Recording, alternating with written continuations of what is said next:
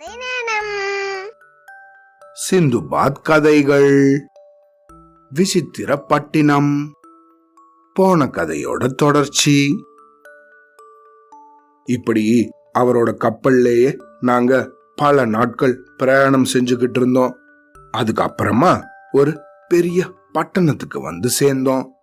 நாங்க கரையில இறங்கின பட்டணமும் ஒரு விசித்திரமான பட்டணம். அங்க பகல்ல தான் இருக்கலாம். ராத்திரி ஆயிடுச்சுன்னா குரங்குகளோட கூட்டம் வந்துடுமா. அந்த குரங்கு கூட்டத்துல சிக்கினவங்க யாரும் உயிர் தப்பவே முடியாதான். அது அவ்வளவு கொடுமையான குரங்குகளாம். அதுங்க மனுஷங்களை சின்ன பின்னா படுத்திடுமா. இருந்தாலும் அந்த பட்டணத்தை பார்க்க அழகாக தான் இருந்துச்சு.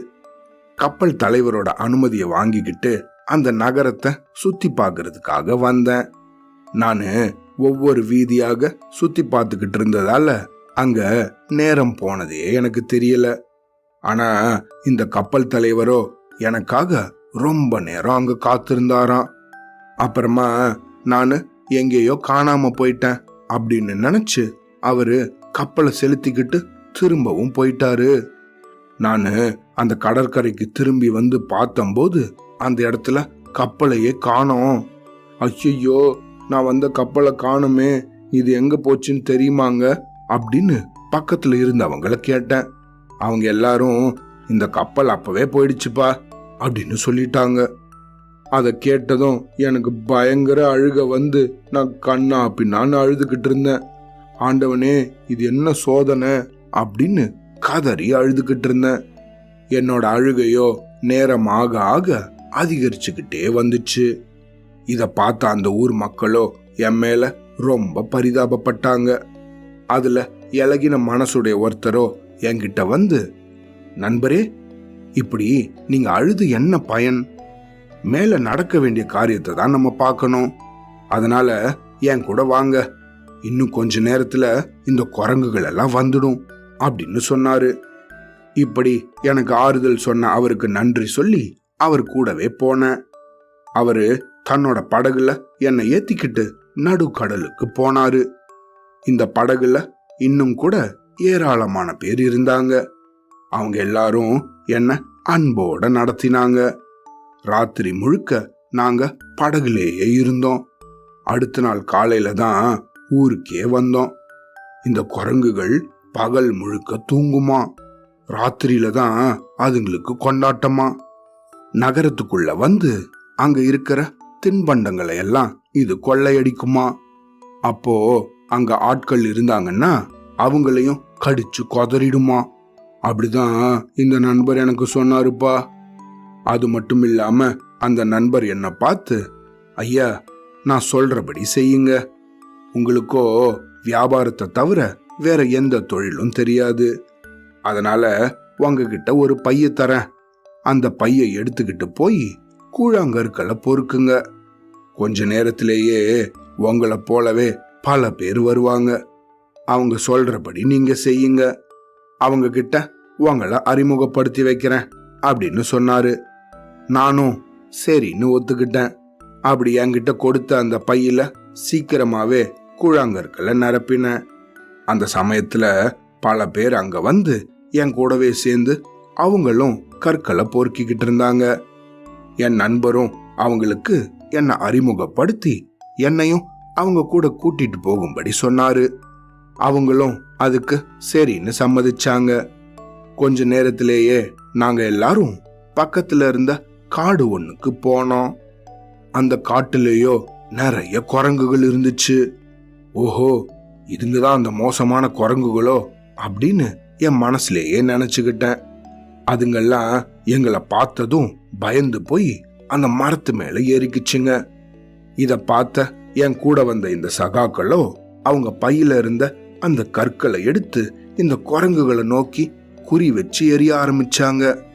இந்த குரங்குகளோ பதிலுக்கு என்ன பண்ணுச்சு தெரியுமா? மரத்துல இருந்த பழங்களை பறிச்சு எங்க மேல எரிஞ்சிச்சுங்க. உடனே இவங்க எல்லாரும் அந்த பழங்களை பொறுக்கி அவங்க கையில இருந்த பைகளை நிரப்பினாங்க. நானும் அதே மாதிரி செஞ்சேன். இந்த பழங்களை விற்கிறது அப்படிங்கிறது தான் எங்களோட ஏற்பாடு. எனக்கு தேவையான அளவுக்கு இதுல வருமானம் கிடைச்சிச்சு. சில சமயம் எங்களுக்கு பணத்துக்கு பதிலா இளநீர் கிடைக்கும். இதையெல்லாம் நான் பத்திரப்படுத்தி ஜாக்கிரதையா வச்சுக்கிட்டு இருந்தேன். நாட்கள் ரொம்ப வேகமா ஓடுச்சு. ஒரு நாள் எங்களோட கரைக்கு பக்கத்துல ஒரு கப்பல் வந்து நின்னுச்சு. இத பார்த்ததும் நான் கொண்ட மகிழ்ச்சிக்கு அளவே இல்லை. உடனே என் நண்பர்கிட்ட ஓடி போய் நானு இந்த கப்பல்ல போக போறேன் அப்படின்னு சொன்னேன். அதை கேட்ட அவரோ, உன்னோட இஷ்டம், தாராளமா போயிட்டு வா அப்படின்னு எனக்கு விடை கொடுத்தாரு. இந்த கப்பல் தலைவர்கிட்ட போய் என்னோட முழு விபரத்தையும் சொன்னேன். என்னையும் உங்க கூட கூட்டிட்டு போங்களேன் அப்படின்னு சொல்லி அவரை வேண்டி கேட்டுக்கிட்டேன். தயால மனசுடைய இந்த கப்பல் தலைவரோ என்னோட சோக கதையை கேட்டு அழவே ஆரம்பிச்சிட்டாரு. அது மட்டும் இல்லாம என்ன என் சொந்த ஊரான பாக்தாத்துக்கு கொண்டு போய் விடுறேன் அப்படின்னு சொன்னாரு. நானோ என்கிட்ட சேகரிச்சு வச்சிருந்த தேங்காய்களை எல்லாம் எடுத்துக்கிட்டு அந்த கப்பல்ல ஏறினேன். கப்பலும் நல்லபடியா அந்த குரங்கு பட்டாளத்திலேருந்து கிளம்பிச்சு. இப்படி நாங்க போயிட்டு இருந்த வழியில பல இடங்கள்ல இறங்கினோம். அங்க எல்லாம் நான் என் கூட கொண்டு வந்திருந்த அந்த தேங்காயை விற்பேன். அதுல எனக்கு கிடைச்ச லாபத்தை சொல்லி முடியாது. அவ்வளோ லாபம் கிடைச்சிச்சு. ஏன்னா இந்த இளநியையும் தேங்காயையும் இதுவரைக்கும் பார்த்துடாம பல பேர் இருந்தாங்க. அவங்கெல்லாம் எனக்கு நிறைய பொன்னும் மணியும் கொடுத்தாங்க. ஒரு இடத்துல எனக்கு நிறைய முத்து கூட கிடைச்சிச்சு. இந்த முத்துகளை எல்லாம் நல்லா சேகரிச்சுக்கிட்டு நானு என்னோட சொந்த ஊரான பாக்தாத் நகரத்தை வந்தடைஞ்சேன். அப்போ என்கிட்ட இருந்த சொத்தோ நானு இந்த பயணத்தை துவங்குறதுக்கு முன்னாடி என்கிட்ட எவ்வளவு இருந்துச்சோ அதை விட பல மடங்கு அதிகமா இருந்துச்சு. ஆண்டவனோட கருணையே கருணை அப்படின்னு நினைச்சு அவரோட மனசு குளிரும்படி நிறைய ஏழைகளுக்கு தான தர்மங்கள் செய்ய ஆரம்பிச்சேன். என்னோட உற்றார் உறவினர் மனம் மகிழும் அளவுக்கு நிறைய பொருட்களையும் பணத்தையும் அவங்களுக்கும் கொடுத்தேன். இப்படியாக என்னோட இந்த 5வது பயணம் நல்லபடியாக நிறைவடைஞ்சிச்சு அப்படின்னு மாலுமி சிந்துபாத் கூலிக்கார சிந்துபாத்துக்கும் அவனோட நண்பர்கள் கிட்டையும் சொன்னாரு. இந்த கதையை கேட்டதும் மாலுமிய பார்த்து, ஆஹா, எவ்வளவு அருமையான பயணங்கள்! உங்களோட இந்த 5 பயண கதையை கேட்டதும் எங்களுக்கே கப்பல்ல போகணும் போல இருக்கு அப்படின்னு சொன்னாங்க. அதுக்கு இந்த மாலுமி சிந்துபாத்தோ, இதுக்கே இப்படி சொன்னா எப்படி, இன்னும் 2 பயணங்கள் இருக்கே, அதையும் கேட்கலாம் நீங்க அப்படின்னு சொல்லி இவங்க எல்லாரையும் அதுக்கு அடுத்த நாள் அவரோட வீட்டுக்கு வரும்படி சொன்னாரு. அது மட்டும் இல்லாம வழக்கமாக கொடுக்கறத போல இந்த கூலிக்கார சிந்துபாத்துக்கும் அவனோட நண்பர்களுக்கும் 100 பொற்காசுகளை கொடுத்து அவங்கள வழி அனுப்பி வச்சாரு. இதுக்கு அடுத்ததாக 6வது பயணத்தின் கதைய சீக்கிரமா கேட்கலாம். சரியா? அவ்வளோதான்.